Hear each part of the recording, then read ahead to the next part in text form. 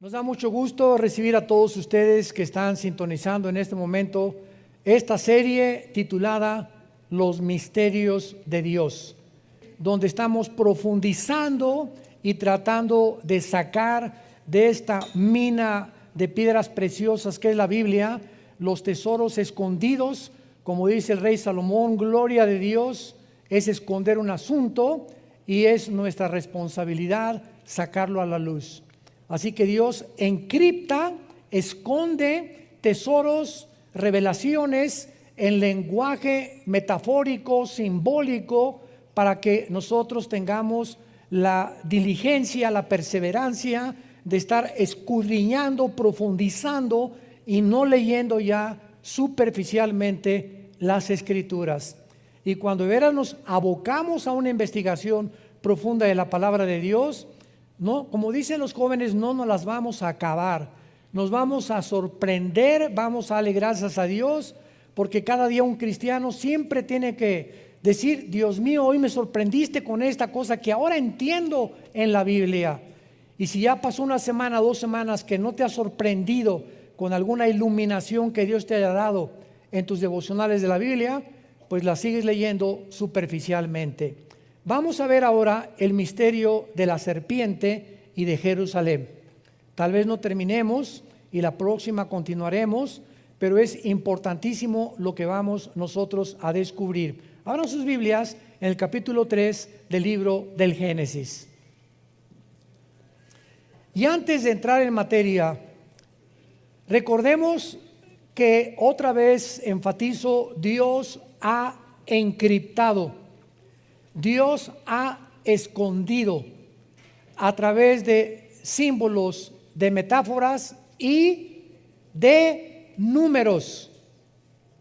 Porque hay un lenguaje de Dios en la numerología de la Biblia que se llama gematría, con G de gárgara. Gematría es la rama de la teología que estudia la numerología bíblica. Y como de las 22 consonantes, porque el alfabeto hebreo tiene puras consonantes, no tiene vocales.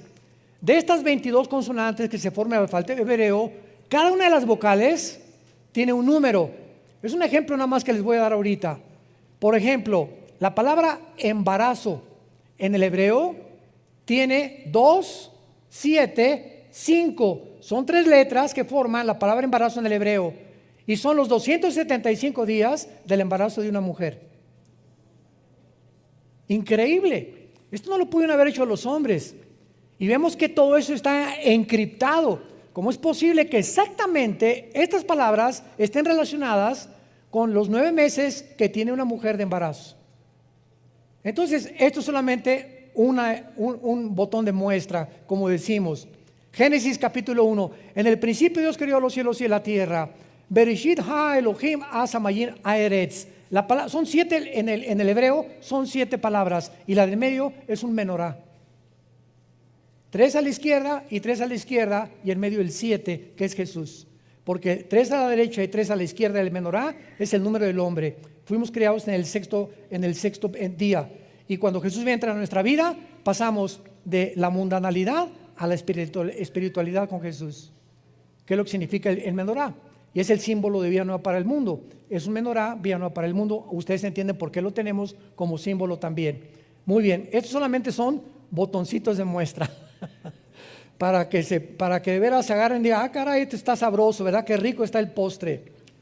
Muy bien, de la misma manera que esto es claro en el Antiguo y el Nuevo Testamento, en el Nuevo Testamento llega Jesucristo y comienza a hablar en parábolas. ¿Qué son las parábolas? Son comparaciones de cosas terrenales con espirituales o viceversa. Entonces Jesús comienza su ministerio. El sembrador, Mateo 13, salió a sembrar y una semilla cayó junto al camino, otra en espinas, otra en rocas y la cuarta dio fruto. Y la gente que lo escuchaba, ¿qué fue lo que escuchó? La tierra, semilla, un sembrador, espinas y piedras. Y no encontraron más que, qué bonito cuento.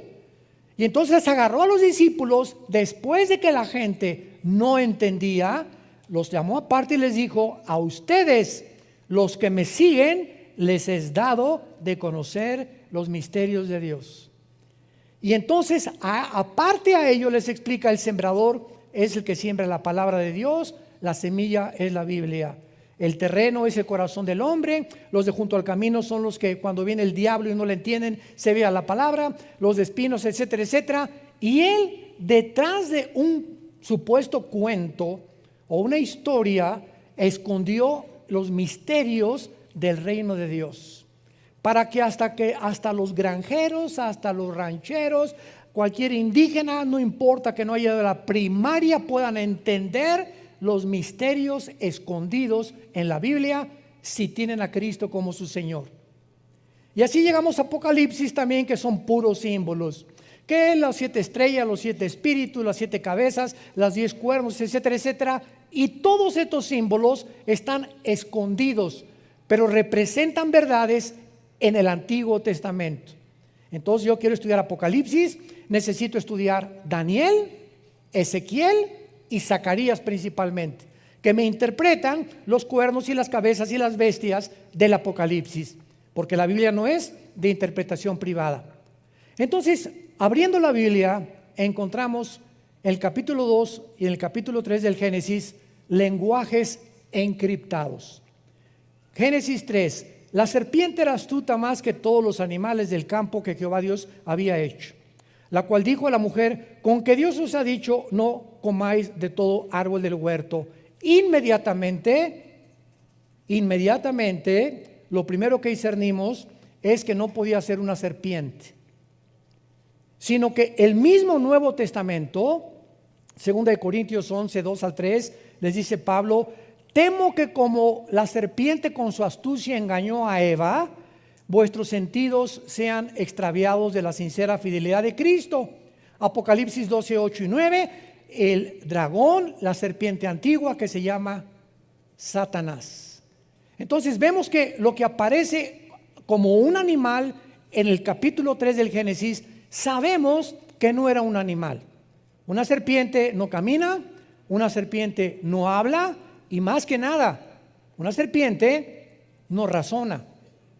Y cuando vemos que una serpiente le está hablando a Eva, sabemos que la diferencia entre los animales y los seres humanos es que nosotros fuimos creados, a diferencia de los animales, con conciencia de que hay un Dios y de que podemos tener comunión con Dios. Los animales no pueden tener conciencia de Dios, no tienen conciencia de Dios, ni tampoco Dios se comunica a ellos. Son guiados por instintos. Entonces vemos que aquí un animal es usado por el Espíritu Santo para ilustrar a la serpiente. Y más adelante, cuando viene el juicio de Adán y Eva, le dice inmediatamente a la serpiente: vas a arrastrarte por tu pecho. O sea, una serpiente no necesita las piernas y los brazos que tenemos nosotros, ni las patas de los animales, porque su sistema muscular en el vientre hace que puedan caminar y enrollarse y transportarse. Y dice: y comerás el polvo todos los días de tu vida. A la serpiente, sabemos que las serpientes, si comen polvo, se mueren. Entonces, ¿le está hablando a la serpiente o a quién le está hablando Dios? Le está hablando a Satanás, profetizándole que, como dicen Isaías 14, al final Satanás va a ser humillado peor que los mismos animales cuando venga el juicio de Dios. Entonces, todas estas cosas las descubrimos cuando estudiamos la Biblia, cuando profundizamos la palabra de Dios. Entonces nos damos cuenta claramente por qué Dios esconde todo este lenguaje encriptado, para que aprendamos que el petróleo no se encuentra haciendo un pocito de 1 metro en mi jardín. Si quieres encontrar petróleo, necesitas una sierra perforadora, ¿verdad?, que penetre casi 500, 300 metros, y ahí en lo más profundo se encuentra el oro negro. Los tesoros de la Biblia no se encuentran leyendo: Jesucito mío, mi dulce compañía, no me desampare noche en el día. Amén. Y ese es el devocional. Padre, te damos gracias por estos alimentos que nos has dado, y dáselos a los que no los tienen. En nombre de Jesús, amén. Mejor cómprate un perico que él diga esa oración. Nos comenzamos a volver autómatas y comenzamos a actuar automáticamente sin ya estar nuestra alma y nuestro corazón ni en los mismos alimentos. Ya lo decimos como algo memorizado, Ya no, Padre, te doy gracias en este momento por estos chilaquilitos. Y en este momento, Padre, te pido por mi hija que se acaba de ir. Te pido por esto, Padre, gracias porque esta mañana nos trajiste con bien. Pero comenzamos a recitar y a volvernos robots religiosos. Y así pasa con la lectura de la palabra de Dios también. Muy bien. Entonces encontramos también, ¿verdad?, que en el huerto del Edén pues había dos árboles, el árbol de la vida y el árbol del conocimiento del bien y del mal. Y la Biblia nos dice en todo lo demás, ¿quién es la vida? Jesús. Yo soy el camino, la verdad y la vida. Entonces yo no voy a tomar un fruto y lo voy a comer y tengo la vida eterna. Dios lo encriptó y no sabemos que es Jesús la fuente de la vida. Pero no vamos a profundizar más porque estoy seguro que se van a empachar. Entonces, antes de poder profundizar, vamos a comenzar desde el principio. Vayamos, por ejemplo, al Salmo 82, versículo 1. La historia del huerto del Edén es una de las historias más famosas. Sin embargo, repito, encierra misterios de la Biblia. ¿Qué fue lo que realmente sucedió en el huerto del Edén?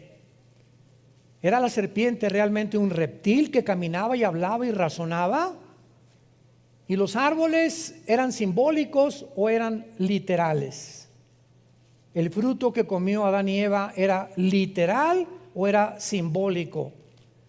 Y además nos revela la Biblia dónde se encontraba geográficamente el huerto del Edén, porque lo único que sabemos es que salía del Edén 4 ríos, de los cuales uno es desconocido, que tal vez fue erosionado o borrado después del diluvio, que posiblemente haya sido el río Nilo, que es posible. Pero sabemos que salían estos ríos y que estos ríos actualmente descienden por Irak, que es el río Tigris y el Éufrates.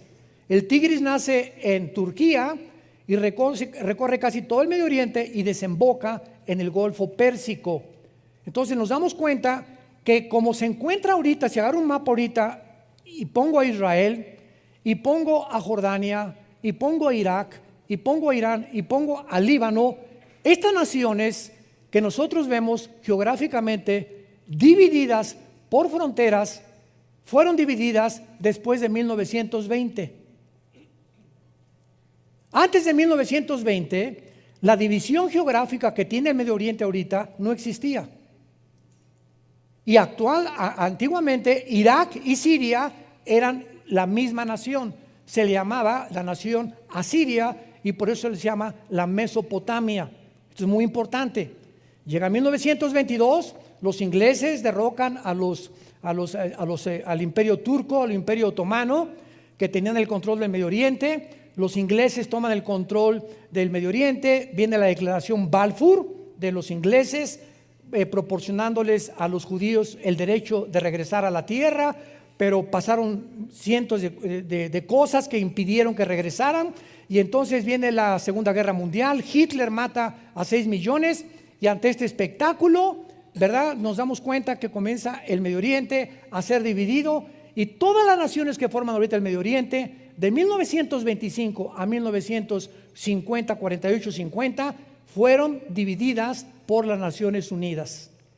Entonces, cuando hablamos nosotros del jardín del Edén, que se encuentra cerca del Tigris y el Éufrates, se encontrará en Irak, pegadito con la frontera con Israel, o se encontrará en la ciudad de Jerusalén. ¿Qué nos dice la Biblia? ¿Dónde se encontraba el jardín del Edén? Porque en el jardín del Edén, escúchenme, fue el primer lugar donde Dios se comunica con el ser humano. El primer lugar geográfico donde Dios se comunica con el ser humano. Después se rompe la comunión del ser humano con Dios, ¿y qué hace Dios? Dice en Éxodo 25, versículo 8, que Dios les ordena construir el tabernáculo. ¿Para qué? Para que esta comunión que se había roto en el jardín del Edén continuara a través del tabernáculo en el lugar santísimo, donde Dios escogió para morar mientras peregrinaban en el desierto. Después desaparece el tabernáculo y entonces viene el templo de Salomón, que fue el que destruyó antes de Herodes. Herodes lo vuelve a reconstruir otra vez, pero Dios siempre está buscando la manera de tener comunión con nosotros. Y si Dios comenzó en Jerusalén, que posiblemente, vamos a verlo, que Jerusalén tenía el huerto de Getsemaní, lo más seguro que el jardín del Edén se encontraba en el huerto de Getsemaní. Era el lugar donde Dios se encontró con su Hijo y donde fue crucificado, donde comenzó la humanidad y la comunión con Dios. Dios regresará otra vez al mismo lugar a habitar en medio de nosotros. Por lo que podemos asegurar y adelantarnos que es posible, pero tenemos que mostrarlo bíblicamente, porque no es de interpretación privada, que posiblemente el huerto del Edén se encontraba en la ciudad de Jerusalén. Pero antes, más sorpresas. ¿Ya se abrocharon el cinturón? Bueno, Salmo 81. Vamos a ir con calma, porque si no, como dije, decía mi abuelita, te empachaste. ¿Qué es el empacho, verdad? Cuando comemos demasiado y la digestión no se hace posible. ¿Y qué pasa cuando de repente una verdad nos es revelada por el Espíritu Santo y yo no estoy preparado desde antes a comenzar en una orquesta, una sinfónica, hay la obertura? Viene lo del medio y viene un clímax, tan al final la novena sinfonía de Beethoven o la 10ª sinfonía de Beethoven, y viene el clímax. Imagínense que el director comenzara con el ¡pum! Con el clímax, no, ¿verdad? Sino que comienza la sinfónica, tararán, tararán, tararán, tararán, y nos va llevando los que aman la música clásica, y siempre en las oberturas y las sinfónicas hay un clímax, los músicos lo saben, y así nos lleva Dios. No nos lleva Dios y nos dice a un niño de 3 años, ¿cuánto es la raíz cuadrada de 27? Y el niño, ¿perdón? Apenas sabe multiplicar y dividir. Entonces, así es la Biblia. Cuando hablamos de muchas cosas demasiado profundas, que ya estamos grandecitos para aprenderlas, es cuando comenzamos a girar, y si no explicamos desde la A, la B, la C y la D, se empachan. No hay una palabra teológica para esto, más que se marean o les cayó mal o no han digerido espiritualmente lo que la Biblia dice. Romanos 82, Salmo 82. Dios está en la reunión, no oigo. No oigo. No tengan temor, dicen, no le saque. ¿Está en la reunión de qué? ¿Nunca te has preguntado eso? ¿Cuáles dioses? ¿Qué acaso Jehová, Dios, Deuteronomio 6, del 8 al 10, Shema Yisrael, Adonai Eloheinu, Adonai Echad, oye Israel, el Señor Dios, Jehová tu Dios, uno es? ¿Qué no es uno Dios? ¿Quiénes son estos dioses que continuamente habla la Biblia? ¿Y cómo es posible que diga que Dios, porque apúntalo, la palabra Dios es Eloah, y cuando se le pone el I-N, Elohim, es plural? Entonces, aquí encontramos al Dios singular en medio de dioses, y vamos a ver quiénes son estos dioses que la Biblia menciona, porque dice en medio de los dioses juzga, no dice juzgan. O sea, lo primero que encontramos es la palabra traducida a Dios o Dios es Elohim, que es una de las palabras más usadas en el Antiguo Testamento, porque en Éxodo 21:6 se traduce jueces. A muchos jueces se les decía dioses. Dioses paganos, Éxodo 18:11. A los ángeles muchas veces, Salmo 8 versículo 5 se tradujo Elohim, se les llama dioses. Y a hombres en Éxodo 7:1 le dijo Dios a Moisés, Aarón me será Dios ante Faraón. Muy bien, ahora vamos a entender esto. Cuando nosotros hablamos y decimos creo en Dios, no estamos diciendo nada, porque el diablo también cree. El diablo no es ateo. Una vez una señora me dijo, yo creo en Dios, y le pregunté inmediatamente, ¿en cuál? ¿Cómo que en cuál? Los hindúes tienen 6 millones de dioses. Los griegos tenían su mitología griega, al dios Neptuno, al dios Zeus, etcétera, etcétera. Cuando me dice, creo en Dios, ¿qué me está diciendo la señora? Usemos la lógica elemental. Estoy creyendo, yo creo que hay algo superior. Nada, es lo único que me está diciendo, algo superior. Ok, hay muchas cosas superiores que se les llaman dioses en la Biblia. A los ángeles, a muchos demonios se les llaman dioses. A todas las criaturas divinas Debajo de Dios se les llama dioses. Y hay personas que se les llamaron Elohim también en el Antiguo Testamento. Ahora bien, este término Elohim se aplica también a los ángeles caídos, como a los ángeles obedientes. Y cuando Satanás tienta a Eva, ¿se acuerdan qué le dijo? Serán, pero está en plural, no dice serán como Dios, ahí apúntalo, es Elohim, serán como los dioses. O sea, Satanás dice, hay un mundo, una dimensión invisible en el universo de criaturas que Dios ha creado debajo de él, pero que están bajo el gobierno de Dios, y todas esas criaturas se llaman dioses porque gobiernan o tienen autoridad espiritual. Entonces, lo que le estaba diciendo la serpiente o Satanás a Eva es: tú puedes tener un conocimiento de el que tenemos nosotros allá arriba en el cielo. Y cuando Adán y Eva supuestamente se comen el fruto prohibido, más adelante dice Dios en el capítulo 3, tratemos de impedir que regresen al huerto del Edén, porque si comen del huerto del Edén en estado caído, van a vivir eternamente.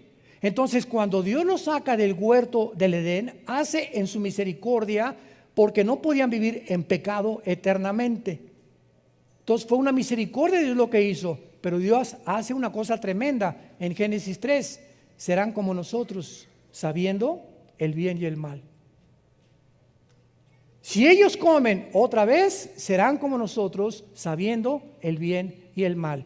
Fue una parte de la verdad que Satanás le dijo a Eva, mezclada con la mentira. Muy bien, veamos en Deuteronomio capítulo 32, que cuando sacrificaron los mismos judíos que Dios les había prohibido, todas las estatuas y todos los ídolos que todas las culturas a través de la historia han levantado, se les llama dioses. El dios Tlaloc, tu padrino, el dios de los vientos, el dios Zeus. Al diablo se le conoce como un dios también. Entonces, cuando decimos Dios, ¿qué queramos decir? Un ser superior nada más. Entonces, cuando yo digo creo en Dios, no digo nada. Creo en Dios, el Padre de Jesucristo, mi Señor y Salvador. Ya estamos aterrizando. Es el único Dios vivo y verdadero. Los demás no tienen el poder que tiene el único Dios. Y su nombre no es Dios, es Yahweh, que es yo soy el que soy. Ese es el nombre de Dios. No es Pancho, no es Miguel, no es Dios. Él es el Dios y Padre de Jesucristo, o el Padre de Abraham, de Isaac y de Jacob. Así aterrizamos y nos ponemos exactamente en la atmósfera adecuada para poder realmente entender la Biblia y a quién le estamos orando.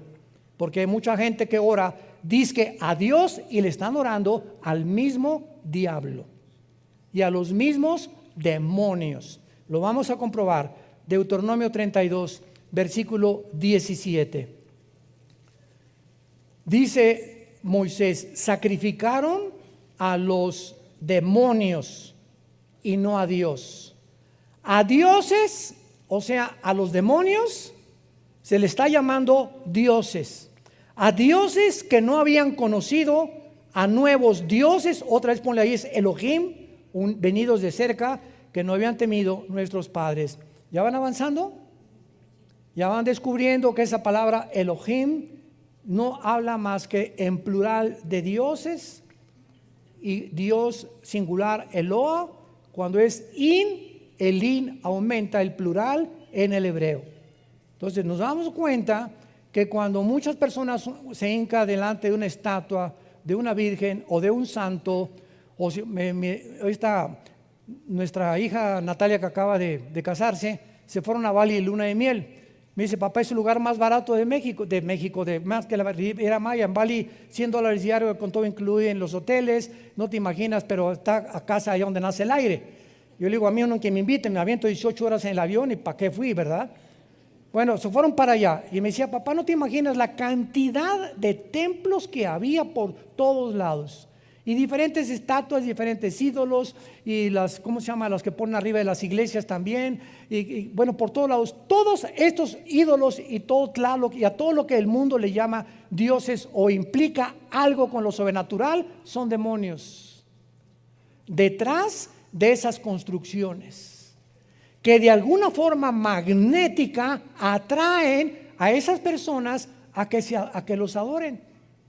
Entonces, al estarte inclinando detrás de una estatua, sin que tú lo sepas por tu ignorancia, estás adorando dioses espirituales, paganos, que la Biblia le llama demonios. Cuando la mujer samaritana se enfrentó con Cristo, ¿se acuerdan Juan 4? ¿Qué le dijo a la mujer samaritana? A ver, bueno, soy adúltera, parrandera y jugadora. Y tengo 5 maridos. Bien has dicho, y con el que vivía en Amaciato, pero era religiosa.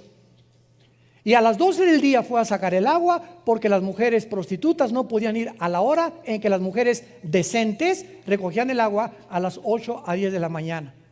Por eso se le encontró a las 12 del día. Y Cristo sabía y tenía una cita, Cristo, para encontrarse con esta mujer exactamente en esa hora, donde las peores mujeres iban a recoger el agua, porque Él venía por las pecadoras, no venía por las que se creían sanas. Y la mujer le dijo samaritana a Jesús, es que mis padres adoraron en ese monte, y ustedes los judíos dicen que en Jerusalén. Era samaritana ella, peleados con los judíos. Y Cristo que le contesta, mujer, la hora viene cuando ni acá, ni allá, ni allá, ni en ese templo, ni en esa iglesia, ni acá, ni musulmanes, ni hindúes, en ningún lado se encuentra la adoración, porque mi Padre es espíritu, y los que le adoran en espíritu y en verdad es necesario que le adoren.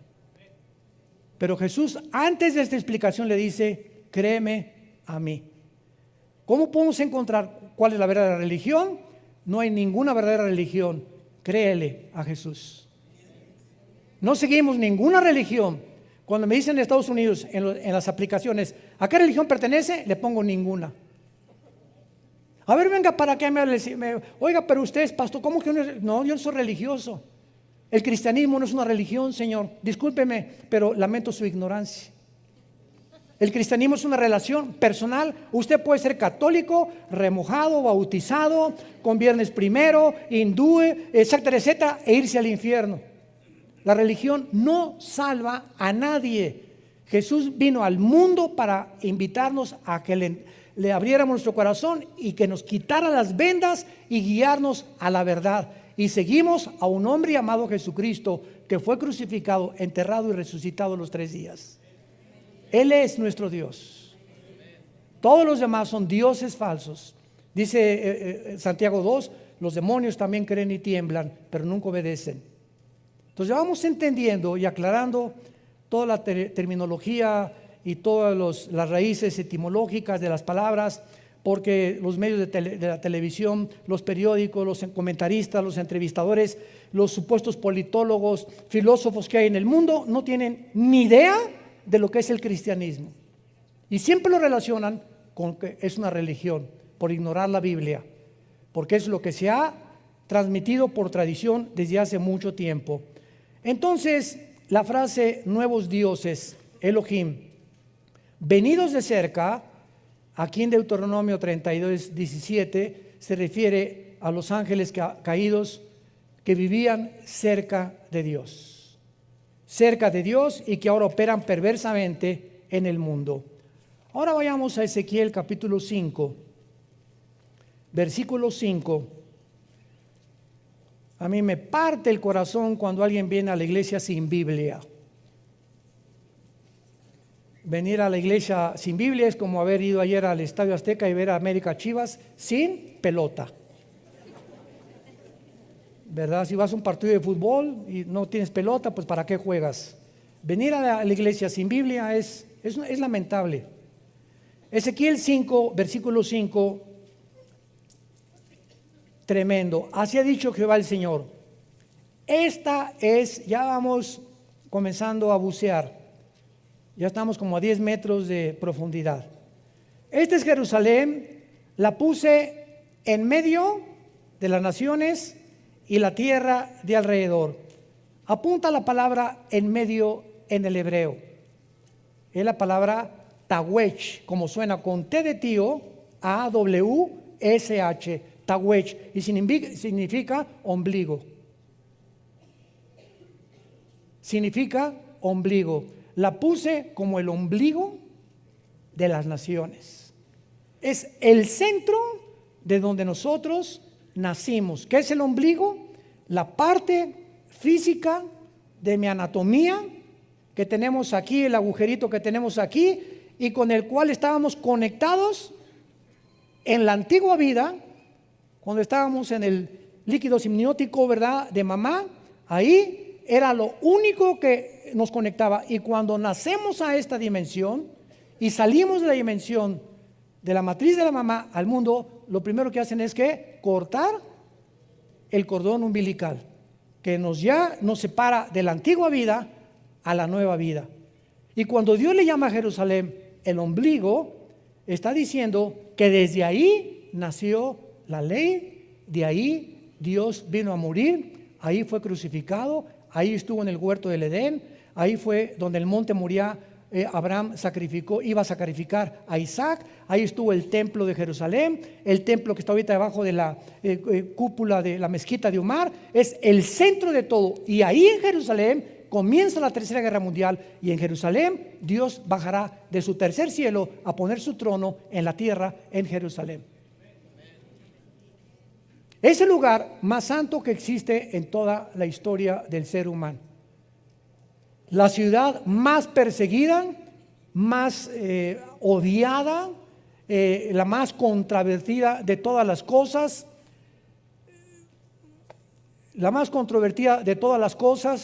y la ciudad que está ahorita a punto de convertirse en la manzana de la discordia del mundo entero.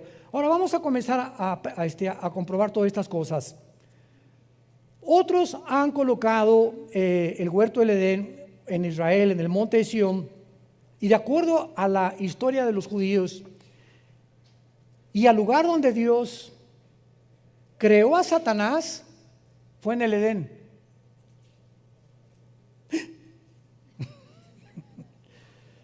Ezequiel 28, denles una vuelta ahí nada más a las páginas, vayamos al capítulo 28 de Ezequiel.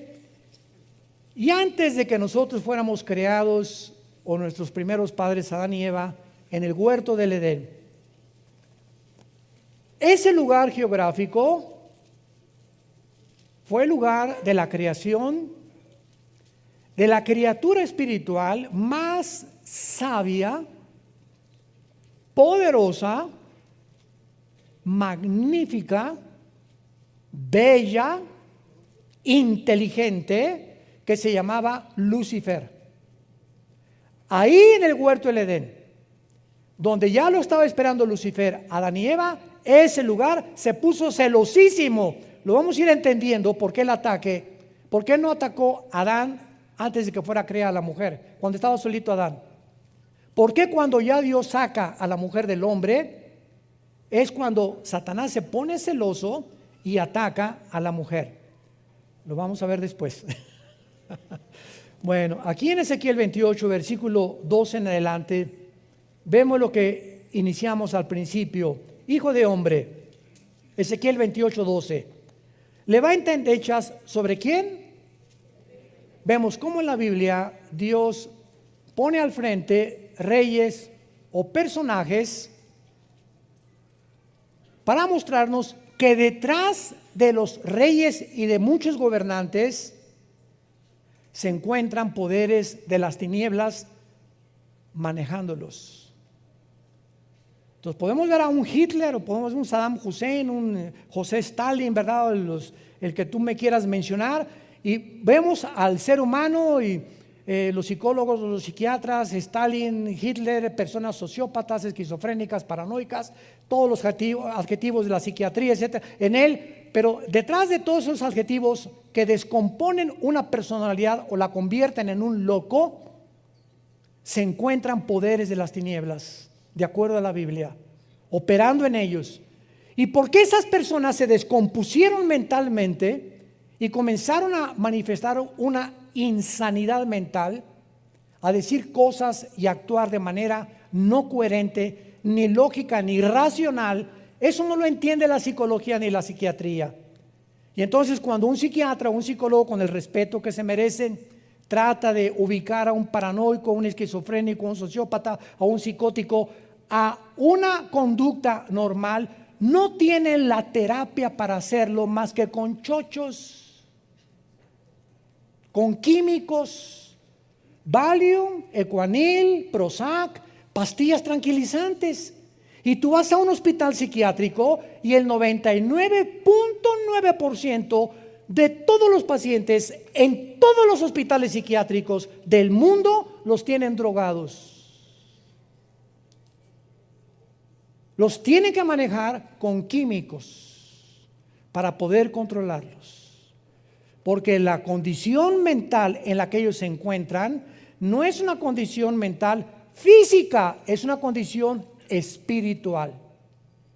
Y cuando alguien llega a desvariar o a comenzar a tener una condición de insanidad mental, a decir cosas sin sentido, incoherencias, contradictorias, cuando comenzamos a tener actitudes, en la mañana soy una persona con mi esposa, con mis jefes soy otra persona, en la iglesia tengo cara de San Clodomiro, y en la noche con mis hijos soy otra persona. Hay hombres que tienen 4 personalidades en un día. Se le llama desórdenes múltiples de la personalidad. ¿Y saben ustedes de dónde vienen estos desórdenes? ¿Por qué la persona no es íntegra? Yo soy lo mismo, tengo que ser en la iglesia el mismo, con mi esposa lo mismo, con mis hijos lo mismo, en mi trabajo lo mismo. Es lo que se llama integridad. Y la desintegridad es cuando se desintegra la personalidad. Y cuando venimos a Cristo, Él trata de que seamos íntegros de una sola pieza, porque eso nos da estabilidad mental. Cuando tratas de aparentar o poner una cara que no eres, porque con tus amigos, ja, ja, ja, y esto y el otro, y zapata, y pásamela el tequila, el otro, y llegas a la iglesia, santo, santo, santo. Y con tus hijos eres otro, y vas en el carro con tus hijos y ves, pasa una muchacha guapa y tus hijos ven como no la monitoreaste, casi la filmaste con los ojos. Dice, ese es mi papá, ese es el que me lleva a la iglesia. A mi mamá le pone cara de que te amo, mi mamacita, mi periquito, y relincha como caballo bien alimentado en Chapultepec por las muchachas. Te comienzas a desintegrar. Muy bien, para no profundizar más, dice aquí en Ezequiel 28:12 que Dios le dice a Ezequiel que mire al rey de Tiro, pero inmediatamente vemos lo que le dice Dios a Ezequiel que le diga al rey de Tiro: tú eras el sello de la perfección. Esto no puede ser literal. ¿Se dan cuenta cómo comenzamos a descubrir qué es literal y qué es simbólico, es metafórico? No hay ningún rey de Tiro, ningún ser humano perfecto, más que Jesucristo. Tú eras el sello de la perfección, lleno de sabiduría y acabado de hermosura. Ya parecía que se parecía el rey de Tiro a Rambo. En Edén, en el huerto de Dios estuviste. Y en ese tiempo, Ezequiel, ya no existía el huerto de Dios ni el Edén. Conclusión, vamos bien. No está hablándole a un humano. Está hablándole a una entidad espiritual representado por un rey para podernos revelar de quién está hablando. Ahora acuérdense de una cosa: el huerto del Edén, Dios no creó, síganme con mucho cuidado, a Adán en el huerto del Edén.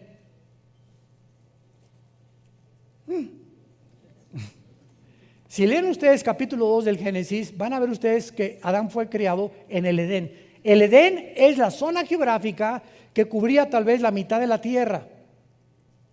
Y el huerto del Edén fue puesto dentro del Edén. El huerto, un jardín en medio de la zona geográfica que se llamaba Edén. Entonces, el huerto era un jardín especial donde el ser humano iban a ser probados. Y Dios crea en el Edén a Adán, y ahí lo dicen en Génesis capítulo 2, y lo coloca en el huerto.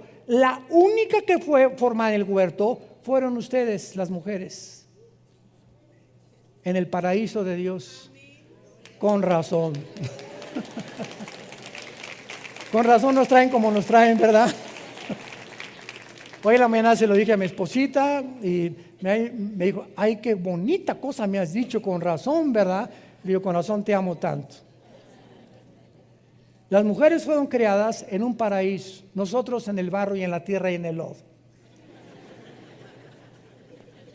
Y ya que estábamos en Edén, de ahí fueron ustedes sacadas dentro de nosotros con otro cromosoma que nosotros no tenemos, que son los dos cromosomas X, y a Dios nos dejó el cromosoma Y genéticamente para hacernos completamente distintos. Pero esto es muy interesante, porque cuando venimos a la Biblia y encontramos en Edén, pero no solamente dice, sino que dice en el huerto de Dios, significa que no solamente estaba Lucifer en el Edén, sino que ahí estaba corroborando lo que Génesis 3 dice, en el huerto de Dios. La palabra huerto también se puede traducir como es la palabra Gan, G-A-N en el hebreo, Gan, y es jardín, también se puede traducir el jardín o el huerto de Dios. Pero vayamos más adelante. En Edén, en el huerto de Dios estuviste, está hablando de Lucifer. Ha sido la criatura, el querubín más perfecto, más sabio, más inteligente que Dios creó en el universo. Y vean lo que dice Dios, que Lucifer estaba vestido con piedras preciosas, cornerina, topacio, jaspe, crisólito, berilo, ónice, zafiro, carbunclo, esmeralda y oro. Cuando vemos las vestiduras del sumo sacerdote en el Antiguo Testamento, y cuando él entraba al lugar santísimo en el mes de septiembre, ahorita nos encontramos en el mes de septiembre, octubre, en Tishri, ahorita es Rosh Hashanah, para los judíos, que es la fiesta de las trompetas. Muchos creen que en esta época es cuando Cristo viene al arrebatamiento. Muchos creen, no estoy seguro, puede ser o no puede ser, pero no sabemos eso, no podemos ser dogmáticos. Pero cuando el sacerdote entraba al lugar santísimo en este mes de Tishri, entraba con una fila de piedras preciosas, y son las piedras preciosas que usaba Satanás. Son exactamente las piedras que encontramos aquí también.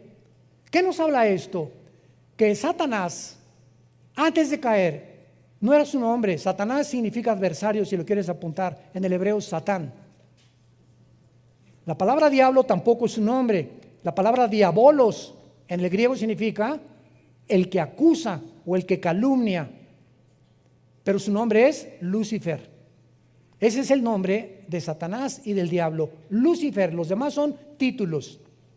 Entonces, Lucifer, de acuerdo a la Biblia, era o ejercía una especie de sacerdocio en el cielo. Vamos a seguir leyendo. Todas estas cosas, dice la Biblia, esmeralda, los primores de tamboriles y flautas, estuvieron preparados para ti en el día de tu creación. Aquí la palabra creación es bara, de las tres palabras que hay, que significa de la nada. O sea, Lucifer apareció, jamás había existido, porque no es eterno más que Dios. Versículo 14, querubín grande y protector. Lucifer es un querubín caído, no es un ángel caído, es un querubín caído. Tratemos de explicar. El rango más alto de los ángeles son los querubines. Podríamos llamarles un ejército, los generales de división. Los coroneles o los tenientes coroneles son los serafines. Y debajo de los serafines están los ángeles. Entonces los ángeles significa malak, con K en el hebreo, mensajeros, nada más.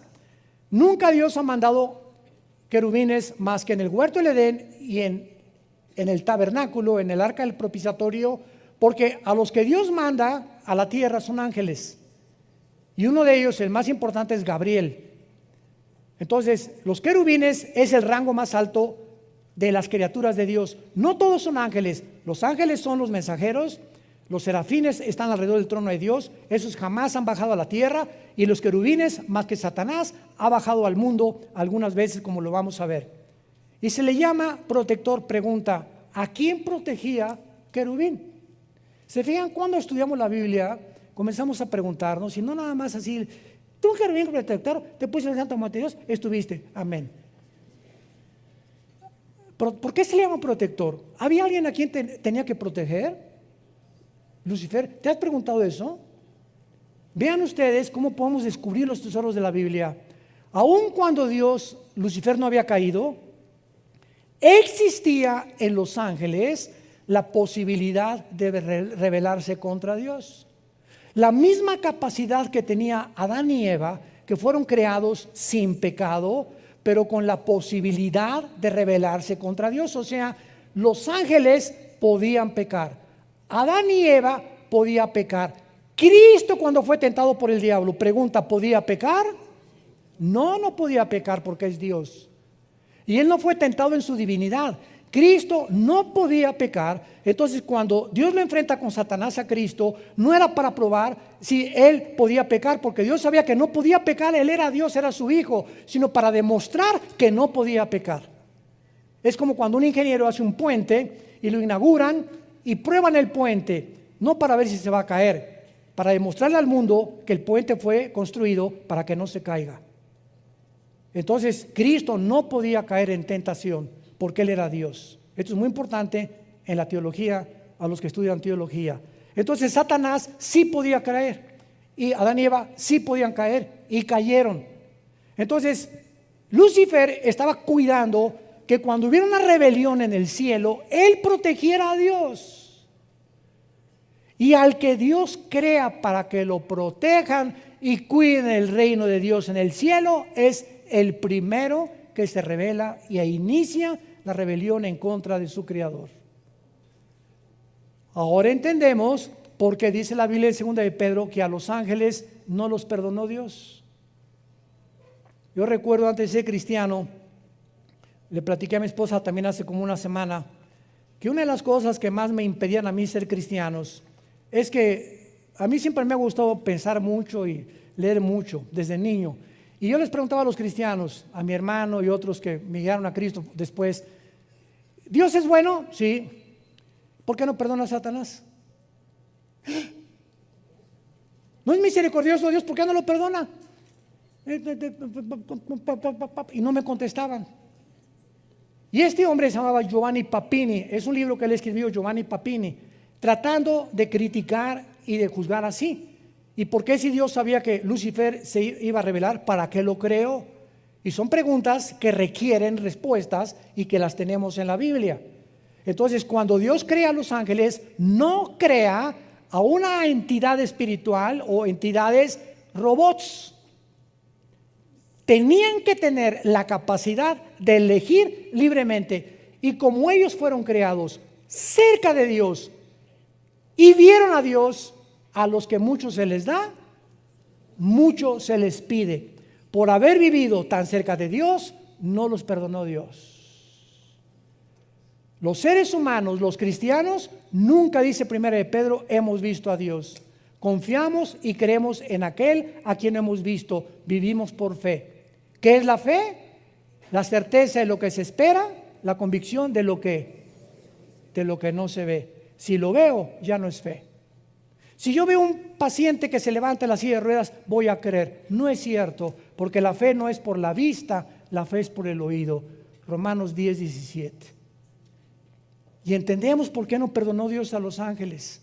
Y cuando venga el infierno y el lago de fuego, ya no va a haber tampoco misericordia en el juicio final para los seres humanos, que Dios les brindó la oportunidad, como te la brinda en esta tarde, de venir a una cruz y que escojas la vida en lugar de la maldición, simplemente porque te encarcelaste en tu orgullo, en tus pecados, en tu dureza de tu corazón, y por ello serás responsable de las consecuencias de tus acciones y tus palabras en el día del juicio. Tú, querubín grande y protector, te puse en el santo monte de Dios. El santo monte de Dios es Jerusalén. Los rabinos judíos le llaman el monte del templo, porque Jerusalén está construida en una montaña. Cuando vayamos a Jerusalén el año que entra, vamos a ver todo eso geográficamente, con PowerPoint y todo. Va a ser un viaje maravilloso en junio del año pasado. Inscríbanse los que puedan ya desde ahorita. Va a ser un viaje, a lo mejor será el último que hagamos, no lo sabemos, ¿verdad? Pero es increíble cuando llegas a Jerusalén y aterrizas ahí en Tel Aviv, te bajas del avión, inmediatamente hay una atmósfera que no está ni en la Riviera Maya, ni en Acapulco, ni en Puerto Vallarta, ni en Bali, ni en Hawái, ni en ningún lado. Es una atmósfera que comienzas a sentir que estás en un lugar verdaderamente santo. Y aunque hay una religiosidad impresionante en Jerusalén, nos damos cuenta ahí cuando caminamos por la vía dolorosa, donde Cristo cargó la cruz, cuando llegamos al monte, donde fue enterrado Jesús, y al huerto de Getsemaní y todas cosas, sientes inmediatamente, de veras lloras. Hay una sensación en el aire que te hace llorar porque estamos conectados con Dios. Y toda la demás gente que llega y todas las demás religiones como si nada, como fueran a Cancún, a Acapulco, o a Tasco, o a San Miguel Allende. Pero cuando eres hijo de Dios y estamos conectados con la dimensión espiritual de Dios, todo nos afecta porque sentimos inmediatamente que Dios nos está hablando en cada lugar donde vayamos a ir.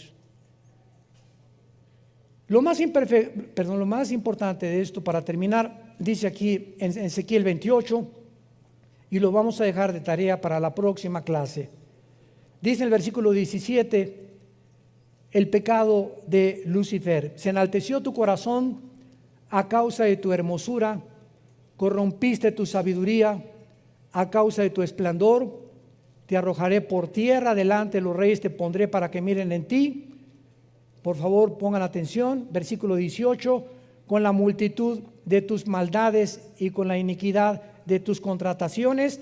La palabra reculá en el hebreo, que se tradujo contrataciones, es comercio o tráfico. Aguántense. Traficaste, profanaste, y esta palabra chalal, C-H-A-L-A-L, chalal, significa violar. Y se usa en el Antiguo Testamento sexualmente.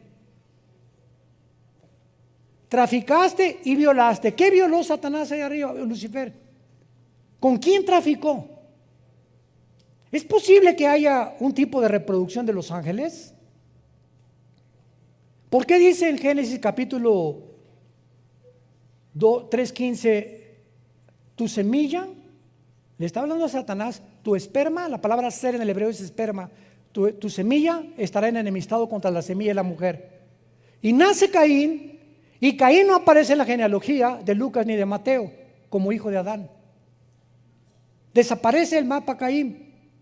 ¿Habrá sido realmente, como dice 1 Juan 3, era hijo del maligno? Caín, de alguna manera traía la semilla de él. Y nuestra naturaleza que heredamos pecaminosa, ¿de dónde vino? Porque se transmite genéticamente por la sangre del pecado. Cuando nace un niño, no le dice Dios, ahora póngale pecado. No, los padres transmiten a sus hijos.